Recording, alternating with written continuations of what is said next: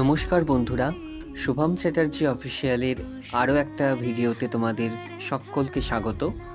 অনেক দিন পর ভিডিও করছি আবার। সরস্বতী পুজোর পর অনেকটাই বিরতি নিয়েছিলাম একটু, যেহেতু আমি বেড়াতে গেছিলাম তাই জন্য। আজ থেকে শুরু হলো তোমাদের জন্য দেওয়া মা সরস্বতী যেগুলো আমি প্রতিমা বানিয়েছি তার কমপ্লিট লুক। তো প্রথমেই চলে এলাম এই সাবেকি প্রতিমার কমপ্লিট লুক নিয়ে। এটা শুভদীপদার বাড়ির প্রতিমা। তো প্রতিমার উচ্চতা 2 ফুট, একদম সাবেকি বাংলা আদলের মূর্তি।